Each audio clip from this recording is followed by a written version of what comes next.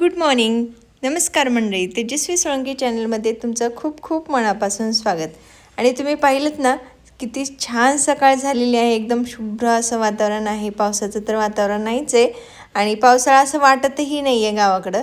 पुण्यात तर भरपूर पाऊस चालू आहे. मला रोज फोन करतात की पाऊस खूप चालू आहे इकडं, परंतु गावाकडं ना अजिबातसुद्धा पाऊस नाही आहे. एवढा दुष्काळ पडला आहे, वाटत आहे की काही धान्य पिकतंच की नाही.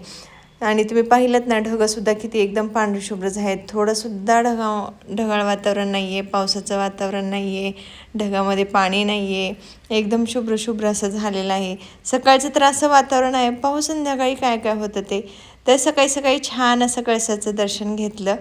आता आमच्या घरातूनच पूर्ण असं तिन्ही कळसाची मंदिरं दिसतात, मंदिराचे कळस दिसतात. त्यानंतर छान अशी फ्रेश झाली आणि आईनं कालच आप्याचं असं पीठ हे आंबवलेलं होतं, भिजवलेलं होतं. आणि तुम्ही पाहू शकता किती छान पीठ हे फर्मेंट झालेलं आहे. आता थंड वातावरण नसल्यामुळं पीठ हे छान फर्मेंट तर होणारच होतं. त्यानंतर आईने इकडं लगेच आप्पेही बनवायला घेतले. एक साईडला सांबार बनवून ठेवलेलं होतं आणि पीठ छान फर्मेंट झाल्यामुळं ना, तर आप्पे ही एकदम लुसलुशीत झाले होते. आणि इकडं ना, आईकडं आल्यावरच मी आप्पे बनवते. मला तर जास्त हे जमतच नाही, कारण की ते आप्पे पात्र असतं ना, त्याला जास्त चिटकून बसतं.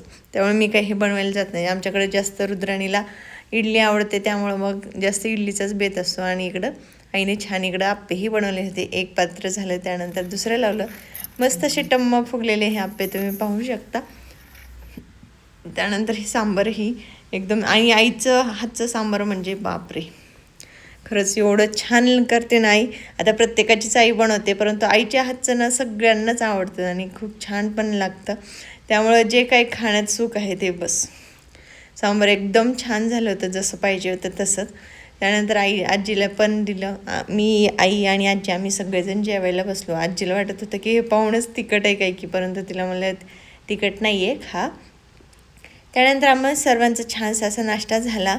नाश्ता झाल्याच्यानंतर दुपारी झोपही घेतली. जेवण झालं, झोप घेतली आणि दुपारच्या वेळेला अशा मस्त गप्पा रंगल्या होत्या. आता तुम्हाला मी कालच्या होम टूरच्या ब्लॉगमध्ये सांगितलंच होतं की आमचा वाडा आहे, वाड्यामध्ये असं 3 घरं आहेत वगैरे. तर असं दुपारच्या वेळेला ना, सगळेजण काम झालं की झोप झाल्याच्यानंतर इकडं सगळेजण गप्पा मारत बसतात. आणि पाहिलं का तुम्ही, ह्या गप्पा मारण्याच्या नादात काकी, मोठेई, त्याच्यानंतर मावशी, आई, ह्या काकी, दुसऱ्या काकी, असं सर्वजण गप्पा मारून मारून एवढा कापूस सोलला की बस. आणि त्या बिया घेऊन आम्ही निघालो होतो आता शेतामध्ये येण्यासाठी संध्याकाळ झाली होती, म्हणजे दिवस मावळीला आला होता. आणि वाटेवरच शेत असल्यामुळं गावाच्या जवळच लवकरच आलो. आणि इथं आल्याच्यानंतर हा आमचा गोठा, आणि गोठ्यात ही 2 पिल्लं, एक गाईचं आणि एक म्हशीचं. हे पांढरं आहे ना, एवढं टुनटुन उड्या मारतं की बस. आता जर कोणी गावाकडचं असेल तर त्यांना सगळ्यांनाच माहीत असली की जे गाईची वासरं असतात ना, एवढ्या उड्या मारतात की बस. खूप छान पण दिसतात, खूप क्यूट आहे ते पण त्याला काही बाहेर काढत नाही, कारण खूप उड्या मारतं ते. त्यानंतर मी तुम्हाला दाखवते. लिंबाचं झाड आहे, मी लावलं होतं शाळेमध्ये असताना. आणि तिकडं काय, कणेरीचं, कडीपत्ताचं, कडुलिंबाचं पण आहे. मस्त वाटत आहे शेतामध्ये, छान. तुम्हाला मी बीज प्रक्रियेचा ते आणि पेरणी कशी करतात पप्पा, त्याचा व्हिडिओ दाखवलाच होता. त्याप्रमाणेच पप्पाने पेरणी केली आणि तुम्ही पाहू शकता किती छान पण उगवलेलं आहे. आता शेतात आल्याच्यानंतर पाऊस पडल्यावर थोडंफार तरी आई इकडं बिया लावत होती, जे की भेंडी असेल, वांग्याचे असतील, ते अशा बिया लावत होती, जेणेकरून नंतर भाजीपाला तयार होईल.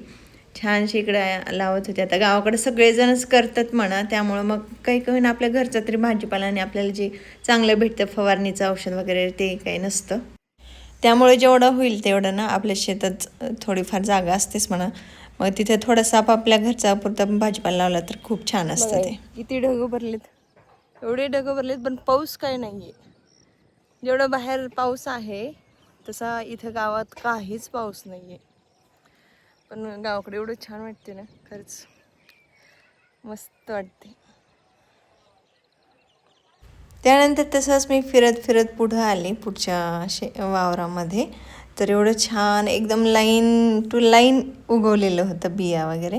आणि तिकडं दूरवर म्हशी पळत आहेत, त्यांच्या मागं आमचे गडी मामा पळत आहेत त्यांना पकडायला.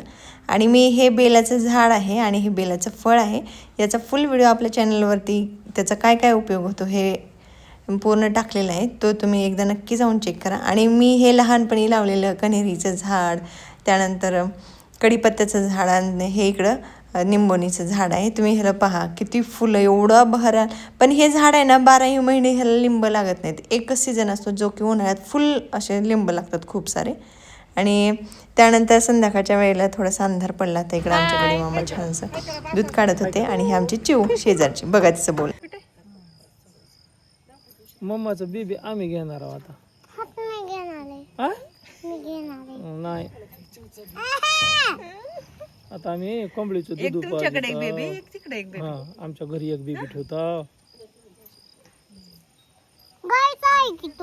गायचं तर तुझ्या मम्माचं बी एक बीबी आम्ही सांभाळणार आहोत. मग दोन दोन सांभाळतो आम्ही, नाही करत.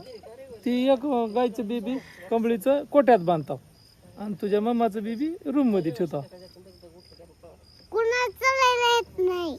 चल चिव ना खूप छान गप्पा मारते आणि तिला आता भाऊ झालेला आहे, तर त्यामुळं ती जाम खुश आहे.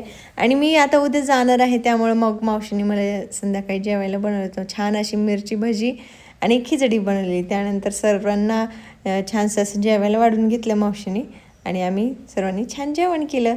तर तुम्हाला हा व्हिडिओ आवडला असेल तर नक्की लाईक करा, शेअर करा, कमेंट करा आणि चॅनलला सबस्क्राईब केलं नसेल तर सबस्क्राईब करा.